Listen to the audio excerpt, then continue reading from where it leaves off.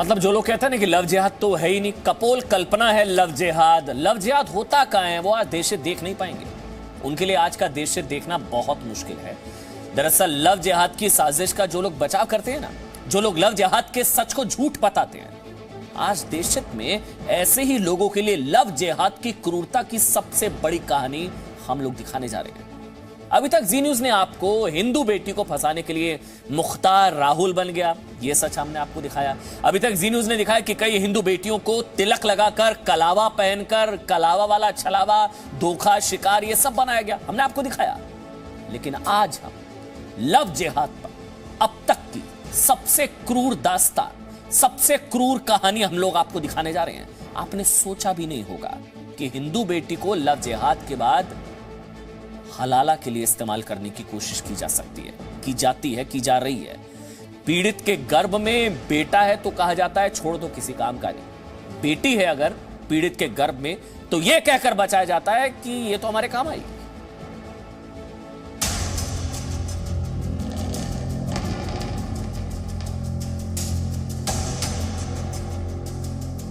इसने हमेशा जबरदस्ती नॉनवेज खिलाया और बोलता था तुम मुस्लिम हो गई हो, तुम्हें गाय का मीट खिला दिया, भैंसे का मीट खिला दिया है। ये मेरे पास 2 बार उस मस्जिद के मौलवी को लेकर आया था, तुम्हें खुश करना है। मैंने जैसे तैसे करके वहाँ पे अपनी इज्जत बचाई। अल्ट्रासाउंड करा के पता करता है कि वो बेटी है तो कहता है हाँ बेटी भी अच्छा काम ही आएगी।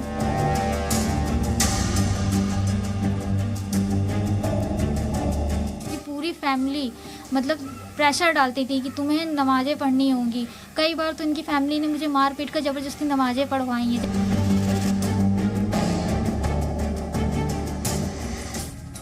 कानपुर की ये बेटी लव जिहाद की क्रूरता की जीती जागती कहानी है। ऐसी कहानी जो आप में से किसी ने आज तक नहीं सुनी होगी। ऐसी कहानी जिसमें न सिर्फ एक हिंदू बेटी को धोखे से जोया बनाया गया, बल्कि सचिन शर्मा बनकर उसे लव जिहाद की साजिश में फंसाने वाले साहिल अली ने हलाला के लिए भी इस्तेमाल करने की कोशिश की। जी न्यूज लव जिहाद की पीड़ित इस हिंदू बेटी की सामाजिक सुरक्षा के लिए उसकी पहचान नहीं बता रहा है। कानून में भी ऐसे पीड़ितों की पहचान बताने पर रोक है। कानपुर की ये हिंदू बेटी लव जिहाद की पीड़ित उन 11 लड़कियों में से एक है जिनसे कलावा पहनकर छलावा किया गया है और चंदन लगाकर मुसलमान बनाने की साजिश हुई है। इस पीड़ित ने जी न्यूज को बताया कि कानपुर का ही रहने वाला साहिल अली उससे करीब 2 साल पहले मिला। साहिल ने अपना नाम सचिन शर्मा बताया और मंदिर ले जाकर भरोसा दिला दिया कि वो हिंदू है और फिर धोखे से उसे नोएडा ले आया। इसने मतलब मेरा ब्रेन वॉश करके बहला फुसलाकर मुझे कुछ टाइम बाद ये नोएडा ले गया। नोएडा ले जाकर इसने मुस्लिम एरिया में रखा, मुस्लिम के मकान में रखा। कुछ टाइम बाद मैं इसकी एक्टिविटी चेंज हुई। इसको मैंने मस्जिद में जाते हुए देखा क्योंकि उसी मकान के सामने मस्जिद बनी हुई थी। तब मैंने इससे पूछा कि मतलब तुम हिंदू हो, मस्जिद में क्या करने गए हो? तो पहले तो उसने काफ़ी मारा पीटा, फिर बोला कि हाँ मैं मुस्लिम हूँ और तुम्हें भी मुस्लिम ही बनकर रहना पड़ेगा। पीड़िता ने जी न्यूज को बताया कि साहिल के धर्म का खुलासा होते ही वो उसे जबरन मांस खिलाने लगा। गो मांस भी खिलाया गया और कहा गया कि अब वो मुसलमान बन चुकी है। पीड़ित का धर्म बदलकर, नाम बदलकर जोया रख दिया गया। लेकिन लव जिहाद की क्रूरता इसके आगे शुरू हुई जब साहिल पीड़ित पर एक मौलवी को खुश करने का दबाव डालने लगा। ये मेरे पास 2 बार उस मस्जिद के मौलवी को लेकर आया था, तुम्हें खुश करना है, तुम इनको खाना पीना खिला के खुश कर दो। हमने कैसे खुश कर दे, क्या मतलब है? तब इसने बोला कि नहीं तुम्हें मतलब इनके साथ संबंध बनाना है। मैंने जैसे तैसे करके वहाँ पे अपनी इज्जत बचाई। कुछ लोगों का आना जाना वहाँ स्टार्ट हो गया उसी मकान में और मौलवी साहब की नमाज का टाइम हो गया तो वो चले गए। फिर कुछ टाइम बाद मुझे पता पड़ता है कि मैं प्रेग्नेंट हूँ। तो फिर ये पहले तो कहता है कि अबॉर्शन कर दो, नहीं रखना बच्चा मुझे। सोचिए लव जिहाद की साजिश में शामिल लोगों की कितनी घिनौनी सोच थी कि पहले पीड़ित पर मौलवी को खुश करने का दबाव डाला गया। जब कुछ वक्त बाद पीड़िता गर्भवती हुई तो अबॉर्शन का दबाव डाला गया। लेकिन जब ये पता चला कि पीड़ित के गर्भ में एक बेटी है तो कहा गया कि होने वाली बेटी उनके काम आएगी। अल्ट्रासाउंड करा के पता करता है कि वो बेटी है, तो कहता है हाँ बेटी भी अच्छा काम ही आएगी, ठीक है। फिर बेटी जब मेरी होती है 1-2 महीने मेरे साथ रहती है, उसके बाद ये मेरी बेटी को अपने कानपुर अपने घर वालों के पास फिर भेज देता है और उसी बात का मतलब बहाना बनाकर ब्लैकमेल करता रहता है कि अगर तुम मेरे साथ नहीं रही, किसी को कुछ बताया तो मैं तुम्हें मार दूंगा। पीड़ित लड़की ने अपने परिवार से मदद मांगने की कोशिश की, लेकिन परिवार नाराज था क्योंकि उसने अपनी मर्जी से घर से निकलकर शादी कर ली थी। पीड़िता की घर लौटने में मदद सिर्फ उसकी नानी ने की। नानी ने मेरी बातचीत सुनी, जब उन्होंने मतलब सुना कि मैं किस तरह से रखी जा रही हूँ, मुझे कितनी प्रताड़ना मिल रही है, तो उन्होंने बोला ठीक है बेटा तुम आ जाओ, मैं तुम्हें रखूँगी, कोई साथ दे या ना दे। तो फिर मैं वहाँ से बहाने से इसको भरोसा दिलाकर कि मैं 1-2 दिन में वापस आ जाऊँगी, वहाँ से मैं कानपुर वापस आ गई अपने घर वालों के पास। पीड़ित कानपुर में अपनी नानी के घर लौट आई, लेकिन साहिल ने उसका पीछा नहीं छोड़ा। वो उसे लगातार धमकाता रहा कि उसकी नवजात बेटी को मार देगा और उसके वीडियोस वायरल कर देगा। इन धमकियों से टूटकर पीड़ित कानपुर में ही साहिल के परिवार के साथ रहने लगी। हालांकि नोएडा में अकेला साहिल था, लेकिन कानपुर में साहिल का पूरा परिवार उसके धर्म परिवर्तन का दबाव डालने लगा। उसकी पूरी फैमिली मतलब प्रेशर डालती थी कि तुम्हें नमाजें पढ़नी होंगी। कई बार तो इनकी फैमिली ने मुझे मार पीट कर ज़बरदस्ती नमाजें पढ़वाई हैं, ज़बरदस्ती नकाब पहना कर ले गए हैं और कई बार तो नॉनवेज खिलाया हुआ है और हमेशा यही कहते थे कि तुम्हें बस यही धर्म अपनाना पड़ेगा। पीड़ित साहिल के परिवार से भाग निकली। इसी गुस्से में एक दिन साहिल ने उसे मिलने के लिए धोखे से बुलाया और चाकुओं से हमला कर दिया, लेकिन आसपास मौजूद लोगों की वजह से वो बच गई। अस्पताल में लड़की का इलाज हुआ।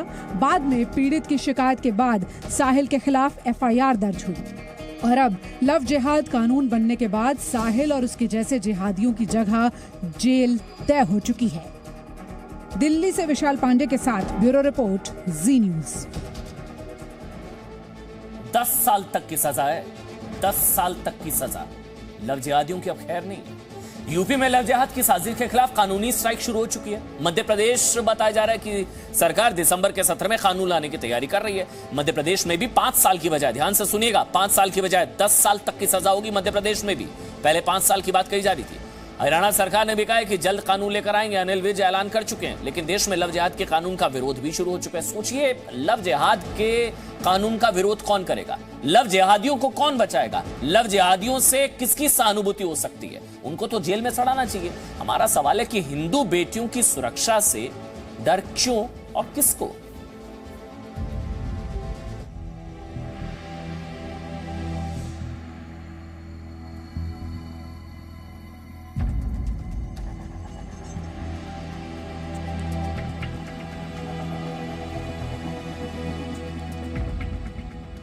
लव जिहाद की साजिश के सबसे बड़े सीक्रेट सेंटर कानपुर में जी न्यूज की टीम उन कई हिंदू बेटियों तक पहुंची जिन्हें धार्मिक आतंकवाद का शिकार बनाया गया था।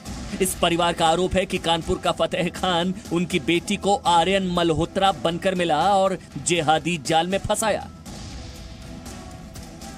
बिल्कुल हिंदू तरीके लगता था, बिल्कुल चेहरा बिल्कुल जैसे हिंदू लोग रहते, वो टीका लगाना और कलावा बांधना, मंदिर जाना, सब ऐसे ही लगता है, बिल्कुल सेम हिंदू लगता था। मंदिर भी जाता था आपके साथ? मंदिर जाता था, हमको जबरदस्ती लेके मंदिर चलो, मंदिर जा तो मेरे पीछे आ जाता, मंदिर जाता था, लगता ही था कि मुसलमान, बिल्कुल हिंदू लगता था। खूब धमकाता था कि चलो शादी करेंगे, हमने काम नहीं करेंगे, तो हमको मारता था, कहता कि शादी नहीं करोगे तो मारेंगे तुमको। मुझको मारा, मेरे साथ गलत काम करने लगा था। मम्मी पापा को भी नहीं बता पाया, अगर मम्मी पापा को मार डालेंगे तो मारेगा, तुमने बताया तो इसलिए डर के मारे में नहीं बताते थे। जी न्यूज के ग्राउंड रिपोर्ट में ऐसी कई पीड़ित मिली जिन्हें मुसलमान युवकों ने हिंदू नामों से धोखा दिया। कानपुर में 14 परिवारों ने लव जिहाद की शिकायत की थी, जिसकी एसआईटी जांच कर रही है।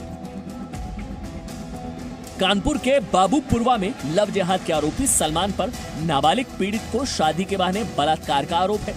कानपुर के चकेरी की नाबालिग पीड़ित ने बताया कि आदिल खान ने उससे गुरुग्राम लाकर निकाह किया। कानपुर के नौबस्ता की नाबालिग पीड़ित ने बताया कि मोहम्मद ओवैस ने उसे मस्जिद ले जाकर मुसलमान बनाने की कोशिश की। कानपुर के नौबस्ता इलाके की पीड़ित ने बताया कि फतेह खान उससे आर्यन मल्होत्रा बनकर मिला। और जबरन बलात्कार किया। और कानपुर में लव जिहाद की पीड़ित ने बताया कि नफीस शाह ने उसे बबुआ बनकर फंसाया और एक दिन धोखे से घर बुलाकर मौलवी की मदद से उससे निकाह कर लिया। बबुआ बना नफीस उसे धोखा देने के लिए अपनी पत्नी को भी अपनी बहन बताता रहा। कहता हिंदू से हैं हम, बस उसने यही कहा था हम बउआ। फिर कहता है कि चलो हम मतलब अपनी बहन के यहाँ तो मेरे चल रहे हैं। तो मतलब हम गुस्से में थे, उसकी बहन के आ गए, लेकिन वो बाद में पता चला उसकी बहन नहीं थी, उसकी वाइफ ही थी और उसकी पहले से 3 शादी हो चुकी थी। फिर उसने कहा कि मुझसे मतलब शादी करोगी। हमने कहा कि मतलब कुछ दिन तक तो हम मतलब हमने कहा नहीं करेंगे। फिर उसने काजी को बुलवाया। फिर उसने कुछ मंत्र वंत्र पढ़ा। हमें नहीं पता चल पा रहा था कि वो मुसलमान है और उसकी मतलब आईडी में उसके लिखा था नफीस शाह। तो हमें लगा कि ये मुसलमान है, तो हम वहाँ से मतलब सोचे कि निकल जाएं। फिर उसके यहाँ एक पुराना फ़ोन पड़ा हुआ था, वही हमने उठा के पापा के पास फ़ोन कर दिया। जी न्यूज की ग्राउंड रिपोर्ट में एक और चौंकाने वाली बात सामने आई। हिंदू परिवारों ने अपनी शिकायत में कहा कि कानपुर में जूही लाल कॉलोनी में रहने वाले कई युवक हिंदू बेटियों को लव जिहाद का शिकार बनाते हैं और लव जिहाद की पीड़ित ज्यादातर गरीब परिवारों की हिंदू बेटियां हैं। कानपुर के पनकी इलाके की पीड़ित ने बताया कि समीर खान ने उससे शादी करने के लिए उसकी बहन की जिंदगी बर्बाद करने तक की धमकियां दी। इस साजिश में उसके दोस्त भी शामिल थे। गोविंदगंज की पीड़ित ने पुलिस को बताया कि नसीफ ने उससे धोखे से शादी की और शादी के बाद पता चला कि वो तो मुस्लिम है। में जो लड़के थे और एक नौबस्ता में है, वो उसमें जो है एक मोहम्मद ये जो फैसल है वो भी ये जूहीलाल कॉलोनी का था। मोहम्मद शाहरुख और शाहरुख वो जूहीलाल कॉलोनी के थे। आमिर मोहसिन ये सब जूहीलाल कॉलोनी से कनेक्टेड थे और ये आपस में एक दूसरे से इनकी जो है कहीं न कहीं किसी न किसी माध्यम से एक दूसरे के संपर्क में थे। लव जिहाद के खिलाफ कानून बनाने के लिए यूपी सरकार एक कदम आगे बढ़ गई है। हो भी क्यों ना, जब एक ही शहर में लव जिहाद के दर्जनों मामले सामने आ गए हों। उसी कानपुर शहर के एक छोटे से इलाके में कई घरों की वही कहानी, वही साजिश और शिकार सभी हिंदू बेटियां। विशाल पांडे, जी मीडिया, कानपुर। मतलब कानून बनाओ, हिंदू बेटियों को बचाओ। सवाल ये कि लव जिहाद के खिलाफ कानून सिर्फ बीजेपी शासित राज्यों में क्यों? सोचिए मध्य प्रदेश, हरियाणा, यूपी, क्या कांग्रेस शासित राज्यों में लव जिहाद के लिए हिंदू बेटियों को फंसाने की छूट है क्या? लव जिहाद की साजिश की अनदेखी क्या तुष्टीकरण के लिए नहीं है?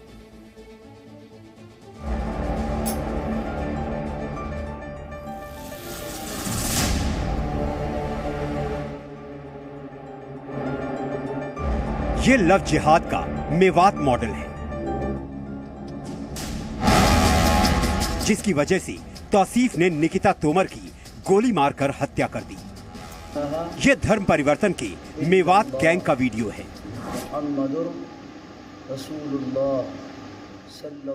जिसमें ना जाने कितनी वर्षा वारिसा बना दी गई। एक तर्जुमा और बता। नहीं है कोई माबूद, नहीं है कोई माबूद, जोर से बोलो थोड़ी, सिवा अल्लाह के। ये लव जिहाद की धार्मिक साजिश का सच है, जिसमें मेवात सबसे बड़ा सेंटर बन चुका है। ऐसी ही कहानी 19 साल की मेवात की एक और दलित लड़की की भी है, जिसे 11 सितंबर को अगवा करके धर्म परिवर्तन करवाकर जबरदस्ती निकाह कर लिया गया। लड़की का नाम बदलकर वर्षा से वारिसा कर दिया गया। लड़की के पिता सुरेश का आरोप है कि 11 सितंबर 2020 को 3 लड़के रियाज खान, अनीश, तलाक खान बेटी को जबरदस्ती अपने साथ ले गए और पानीपत ले जाकर निकाह कर लिया। हमारी मम्मी के देहांत हो गया जी 7 बजे 11 तारीख को जी, और 3:10 पे 2 मोटरसाइकिल आई थी जी, और वो लड़की ले गई जी भगा के। और जी लड़की भगा के ले गए जी। उसके बाद में उन्हें लड़की रियाज नाम के लड़का को सौंप दी जी। देखिए, इस वायरस की वैक्सीन बहुत जरूरी है। ये लव जिहाद के वायरस की वैक्सीन बहुत जरूरी है। देश दृष्टिकोण पे हम क्या सोचते हैं कि देखिए, लव जिहाद पर अलग अलग राज्य नहीं, एक देश एक कानून होना चाहिए। राष्ट्रीय कानून क्यों नहीं होना चाहिए, ये देश दृष्टिकोण है। लव जिहाद का राजनीतिक इस्तेमाल ना हो, तुष्टीकरण के लिए ना हो, ना पोलराइजेशन के लिए हो, ध्रुवीकरण के लिए हो, राजनीतिक इस्तेमाल हो ही ना। दलों के घोषणा पत्र में लव जिहाद रोकने की बात होनी चाहिए, हवा हवाई नहीं, लव जिहाद पर कार्रवाई होनी चाहिए। एक देश एक कानून क्यों नहीं। और अब देशहित में दिल्ली को दंगों की प्रयोगशाला बनाने पर बड़ा खुलासा। दिल्ली दंगों पर जी न्यूज ने आपको भी बताया था। दिल्ली पुलिस की चार्जशीट में वही बातें सामने आ रही है जो जी न्यूज पहले ही आपको बता चुका है। दिल्ली पुलिस ने चार्जशीट में कहा कि उमर खालिद ने शर्जील इमाम को सामने रखकर पर्दे के पीछे से दिल्ली दंगों की पूरी स्क्रिप्ट लिखी।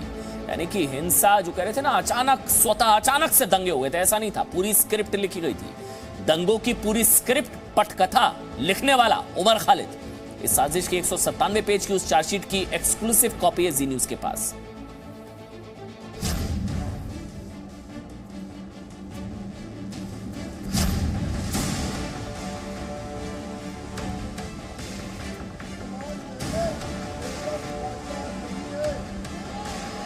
दो 2016 में जेएनयू में देशद्रोही नारे लगाने वाला उमर खालिद दिल्ली दंगों का मास्टरमाइंड भी था। यह खुलासा हुआ है दिल्ली पुलिस की सप्लीमेंट्री चार्जशीट में, जिसकी कॉपी जी न्यूज के पास है।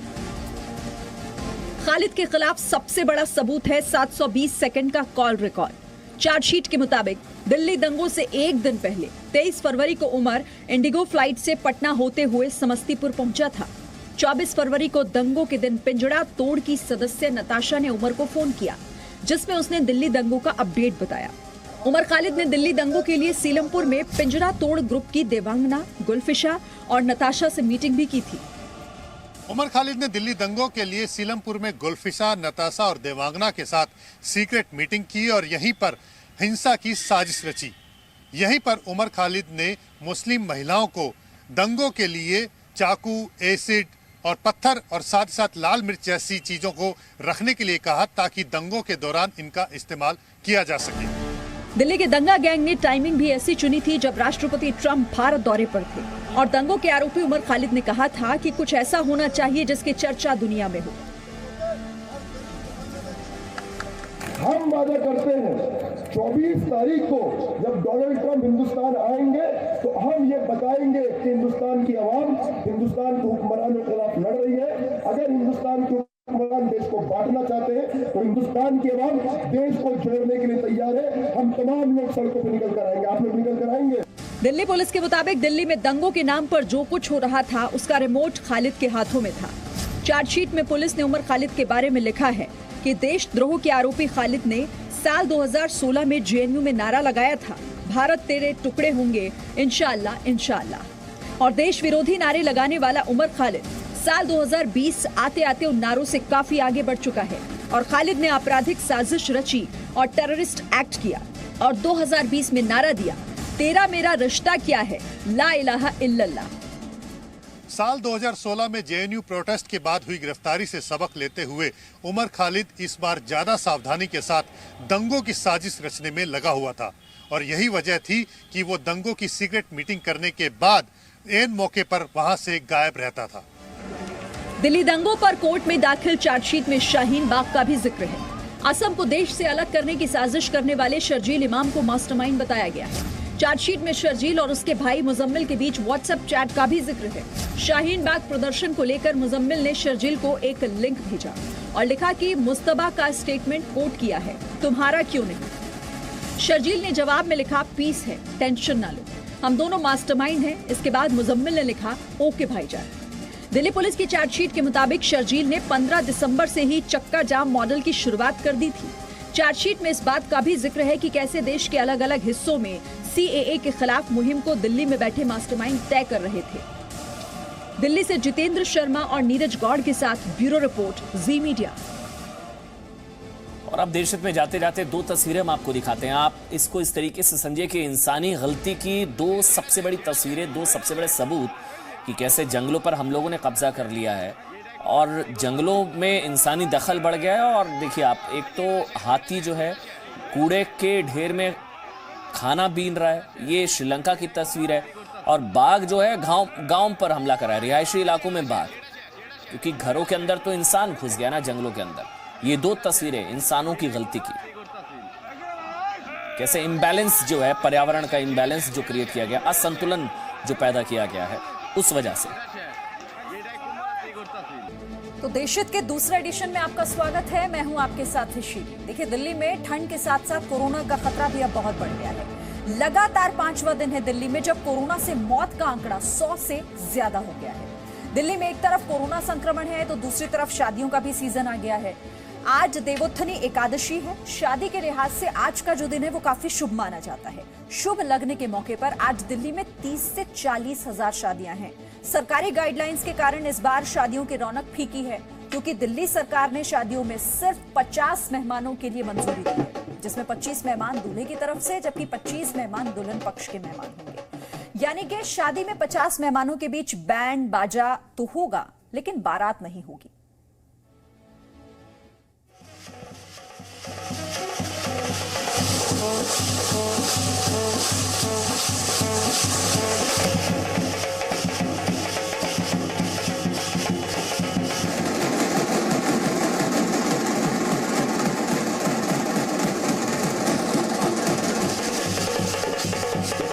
मास्क पहन कर रहे थे, अंदर सैनिटाइजर भी था। बहुत कम लोग हो गए इस बार।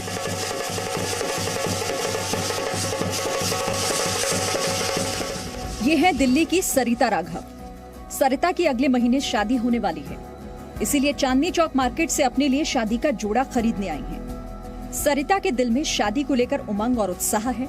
उनकी जिंदगी का सबसे खुशहाल दिन बस कुछ ही दिन दूर है। लेकिन दिल्ली में कोरोना के बढ़ते मामलों ने सरिता की खुशियों का रंग ही फीका कर दिया है। हमारी तरफ से ये था कि जितना हमसे रूल्स फॉलो किए जाएंगे वो हम करेंगे, लेकिन फिर एकदम से गाइडलाइंस अपडेट हो गई, तो it is somewhere shocking news for us, but still we are trying to follow our best. Sarita ने अपनी शादी के लिए जो अरमान देखे थे वो सब कोरोना की वजह से धरे के धरे रह गए। दिल्ली में सरिता जैसी हजारों लड़कियों की शादी में गिनती के ही मेहमान जुटेंगे, क्योंकि अब दिल्ली की शादियों में 200 नहीं सिर्फ 50 मेहमान ही शामिल हो सकेंगे। दरअसल दिल्ली सरकार ने कोरोना के बढ़ते मामलों को देखते हुए शादियों में मेहमानों की संख्या को सिर्फ 50 तक सीमित कर दिया है। यानी अब वर पक्ष की तरफ से 25 और वधू पक्ष की तरफ से भी 25 में ही शामिल होंगे।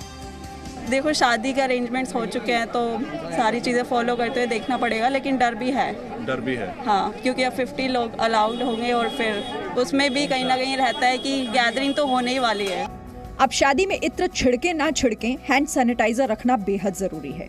बारातियों को माला पहनाए या ना पहनाए, लेकिन सबके मुंह पर मास्क होना जरूरी है। खाने में ढेर सारे पकवान रखें या फिर ना रखें, लेकिन सोशल डिस्टेंसिंग का पालन रखना जरूरी है। मुझे लगता है कि शायद कुछ अंडरटेकिंग देने का कुछ प्रावधान किया गया है कि अगर आप अपने यहाँ फंक्शन कर रहे हैं तो आप सरकार को अंडरटेकिंग दें कि आप 50 से ज़्यादा जो है लोगों को इकट्ठे नहीं होने देंगे। देखिए, अब सब लोग जो है वो ठीक ठाक घरों से हैं और सबके पास मुझे लगता है आजकल गाड़ियाँ वगैरह का होता है। तो अगर आपको लगता है कि आप किसी शादी में गए हैं, भीड़ ज़्यादा है, तो आप परिवार के साथ थोड़ी देर गाड़ी में बैठ जाएंगे। थोड़ी भीड़ छट जाए तब आप अंदर जाइए। तो ये सबको जो है पूरे समाज को जो है मदद करनी है, इसमें सेंसिटिवली हैंडल करना है। उसके अंदर कोई कठोरता जो है सरकार की तरफ से नहीं दिखनी चाहिए। नियमों का पालन हो मगर कठोरता ना दिखे। मेहमानों की संख्या सीमित किए जाने से वो लोग काफी निराश हैं जिन्होंने पहले 200 लोगों के हिसाब से तैयारी की थी। उसका तो बहुत असर है, क्योंकि हमारे पास अब उतने लोग हम बुला नहीं पा रहे हैं, तो बहुत सारे लोगों को छोड़ना पड़ रहा है। बहुत ही कम रिस्ट्रिक्शन और सोशल डिस्टेंसिंग और ये सब मेंटेन करना पड़ रहा है हमें, तो वो तो हमें दिक्कत आ रही है। शादी एक लड़की और लड़का दोनों की जिंदगी की सबसे बड़ी खुशी का अवसर होता है। हर किसी का सपना होता है कि उसकी शादी बेहद धूमधाम से हो, लेकिन कोरोना ने धूमधाम वाली शादियों पर ब्रेक लगा दिया है। जिन घरों में शादी है उन्हें सिर्फ एक बात ध्यान रखने की जरूरत है, शादी से खुशियां फैलें, ना कि कोरोना का संक्रमण। वरुण भसीन और वैभव परमार के साथ ब्यूरो रिपोर्ट, जी मीडिया, दिल्ली। तो देखिए, दिल्ली में आज 30 से 40 हजार के करीब शादियां हैं। दिल्ली में शादियां कोरोना गाइडलाइंस के मुताबिक ही हो रही हैं और सिर्फ 50 मेहमानों को ही यहां पर अनुमति मिली है। दिल्ली में इस वक्त हमारे साथ दो सहयोगी अलग अलग जगहों पर मौजूद हैं जो आपको बताएंगे कि दिल्ली में कोरोना की शादियां इस बार कैसे हो रही हैं। दिल्ली के विवेक विहार से संवाददाता प्रमोद शर्मा मेरे साथ हैं और साथ ही दिल्ली के गोल मार्केट में एक शादी समारोह में मौजूद हैं मेरी सहयोगी पीयूषा शर्मा। तो सबसे पहले पीयूषा, आप ही के पास आऊंगी, बताइए जरा कितना बदल गया है इस बार विवाह समारोह? कोरोना संक्रमण काल के बाद अब तो चूंकि जो लोगों की संख्या है उसको लिमिटेड कर दिया गया है, तो किस तरह की असर इसका दिख रहा है वहां? देखिए शिरीन, सबसे बड़ा बदलाव तो यह है कि पहले शादियों में स्वागत होता था, अब शादियों में पहले वार्निंग है। यहाँ पर देखिए हम लोग एक शादी समारोह के बाहर हैं, तो पहले यहाँ पर ये पोस्टर लगा दिया गया है कि नो मास्क नो एंट्री। तो ये पहले यहाँ पर लिखा होता था स्वागत है सभी का, अब ये जो है वार्निंग आप समझिए कि लोगों को दी जा रही है, अगर आप मास्क नहीं लगाएंगे तो एंट्री नहीं मिलेगी। दूसरी बात, पहले फूल छिड़के जाते थे, फूल डाले जाते थे एंट्री पर लोगों के लिए, अब आपके लिए सैनिटाइजर तैयार है और मास्क तैयार है कि अगर आप नहीं आते हैं तो आप मास्क पहनकर नहीं आते तो मास्क आपको पहले देंगे तब अंदर आने देंगे और साथ में सैनिटाइजेशन। अब एक बार अंदर की तस्वीरें दिखाते हैं। देखिए आमतौर पर ये होता है कि जब शादी में हम जाते हैं तो गाने बजाना तो चलता ही है, वो सबसे कॉमन चीज होती है शादी की कि गाने बज रहे होते हैं, डीजे लगा होता है। लेकिन यहाँ पर अब एक फॉर्मेलिटी बची है कि आप शादी में आइए, खाना खाइए, आशीर्वाद दीजिए और चले जाइए, ये हो गया है। और यहाँ पर आप देखिए लोग भी है ना वो दूर दूर बैठे हैं और बहुत ही कम लोगों के इंतजाम करे गए हैं, क्योंकि सिर्फ 50 लोग ही आ सकते हैं तो बहुत ही कम लोगों के इंतजाम करे गए हैं। और यहाँ पर जो लोग हैं परिवार वाले, उनसे भी एक बार बात करेंगे। आपका क्या नाम है सर? सत्य प्रकाश। आपके परिवार से किसकी शादी है? सिस्टर की शादी है। आपकी बहन की शादी है। तो भाई जैसे ये कहा जा रहा है सिर्फ 50 लोग आएंगे, तो पहले कितने लोगों का इंतजाम कर चुके थे? पहले प्रोग्राम था जी 400-500 का। अब सोशल डिस्टेंसिंग को देखते हुए, समय को देखते हुए हमने लिमिटेड लोग बुलाए हैं। तो आपने पहले से सब चीजों के पैसे अरेंजमेंट कर दिए थे? वो पहले दे दिए थे, लेकिन फिर उसको हमने कम किया सबको थोड़ा थोड़ा कर जी। लेकिन उत्साह में भी इसके साथ साथ कमी हो चुकी है। बिल्कुल। प्रेमचंद नाम है मेरा जी। उत्साह में भी अब कमी देखने को मिल रही है। देखिए सबसे ज्यादा और जो औरतें और हम लोग सब तैयार होकर आते हैं, सबसे ज्यादा जो मिस करते हैं वो ये है कि अब यहाँ पर शादियों में लोग डांस नहीं कर सकते, लेकिन ये जरूरी भी है। क्या नाम है आपका सर? सुनील प्रधान, यहाँ से प्रधान हूँ जी। किसकी शादी है आपके यहाँ? ये हमारे रिश्तेदार हैं, परिवार के लोग हैं। तो यहाँ पर अब आप लोग आए हैं, कम ही रिश्तेदारों को बुलाया गया है, क्या सब बदल गया है? क्या उत्साह पहले जैसा रह पा रहा है? पहले जैसा नहीं है, बदल गया। सोशल डिस्टेंसिंग कर रहे हैं और लोग मास्क लगा रहे हैं। कोई 2-3 हजार आदमी आने थे वो भी कम कर दिए, कुल मिला के 50 या 50 आदमी। तो यहाँ पर देखिए सीट्स भी ना बिल्कुल गिनती की रखी गई हैं कि 50 सीटें रखी जाएंगी, जिससे ज्यादा ना लोग आए ना आसपास बैठे, और वो भी अब दूर दूर अरेंजमेंट किया गया है और इससे ज्यादा कुछ नहीं। और सबसे कॉमन चीज यहाँ पर की जो डीजे होता है, डांस होता है, बारात आती है, सब ये चीजें जो है वो अब हटाई गई हैं, उनको रोका गया है, क्योंकि बेहद जरूरी है शादी समारोह की जितना ही जरूरी है स्वस्थ रहना और बचना कोरोना से, क्योंकि इस टाइम जहाँ ढिलाई बढ़ती वही मुसीबत बढ़ जाएगी। तो ये कुछ बड़े बदलाव हैं जो शादी में समारोह में हम आज देख पा रहे हैं। बिल्कुल। और देखिए तस्वीर एकदम से बदल गई है कि कैसे अब शादी समारोह में जाना पहले की तरह बहुत धूम धड़ाका नहीं होगा। पीयूषा जल्दी से हमें ये भी बता दीजिए, इस बार जो लोग उन 50 लोगों में शामिल है जो शादी समारोह में जा सकते हैं, क्या क्या खास बातों का ख्याल उनको रखना होगा आज? जी देखिए जो लोग जा रहे हैं 50 लोग भी, अगर आप किसी भी शादी समारोह में जा रहे हैं या और किसी इवेंट में इकट्ठे हो रहे हैं, तो सबसे बड़ी बात मास्क तो आपको लगाना ही है। मास्क लगाए बिना तो आप जा ही नहीं सकते हैं, क्योंकि ना सिर्फ शादियों में बल्कि अगर आपने मास्क लगाया तो 2000 का चालान जुर्माना तो है ही, साथ ही सोशल डिस्टेंसिंग बरतनी सबसे ज्यादा जरूरी है। इस वक्त यहाँ पर भी अगर हम आपको दिखाएं तो रिश्तेदार है, शादी में आते हैं, गले मिलते हैं, लेकिन यहाँ पर आप लोग ऐसा कुछ भी नहीं है। सोशल डिस्टेंसिंग का बड़ा पालन किया जा रहा है और सारी सब चीज देखते हुए उसी हिसाब से हमने इंतजाम किया। जरूरी भी है, वो मस्ट है। तो वही जो इंतजाम दिखा रही थी मैं कि सब कुर्सियां भी दूर दूर इस तरह से लगाई जाती हैं कि आप आए तो दूर दूर ही बैठे, पास बैठने का आप कोई यहाँ पर अरेंजमेंट ही नहीं है और कम लोगों के लिए यहाँ पर जगह है।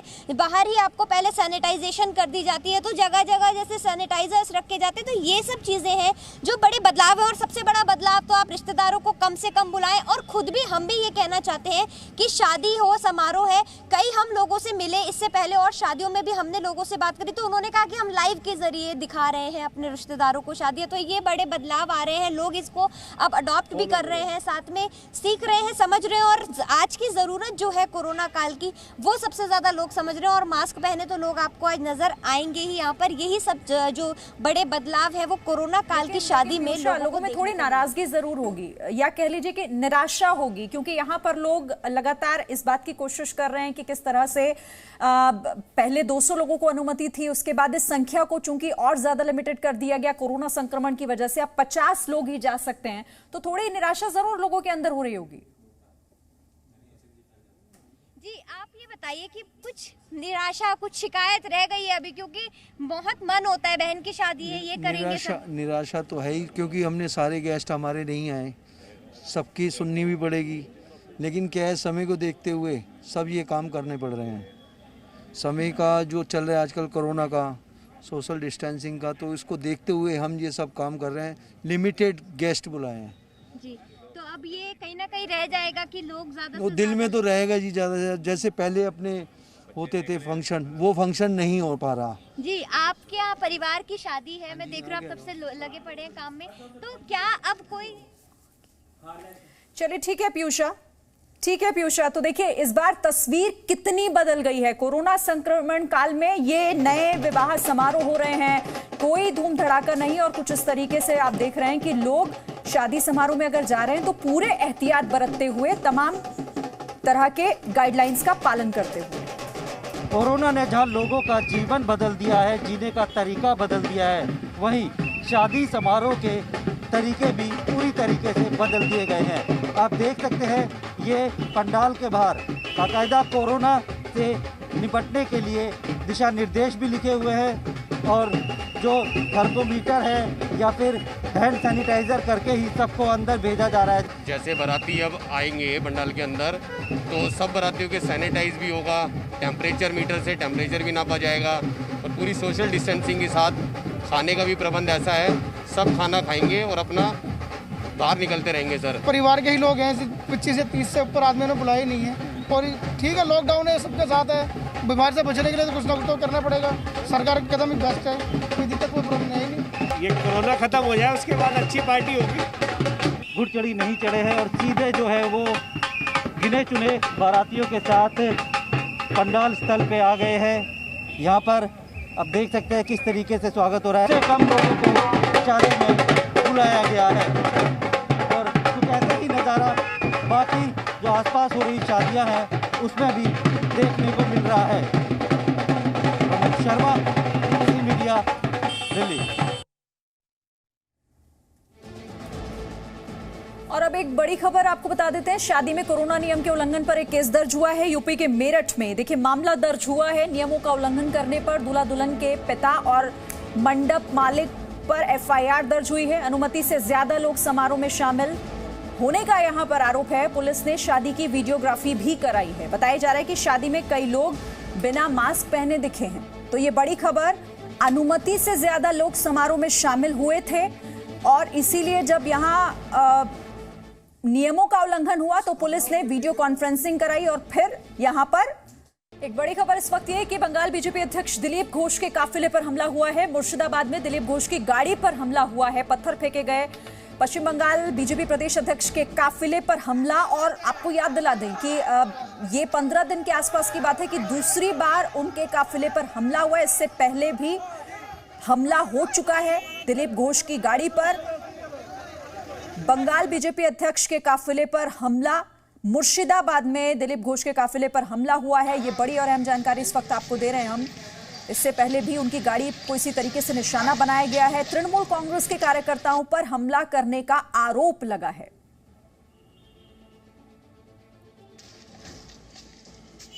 तो बंगाल बीजेपी के अध्यक्ष हैं दिलीप घोष, जिनके काफिले पर यह हमला हुआ है।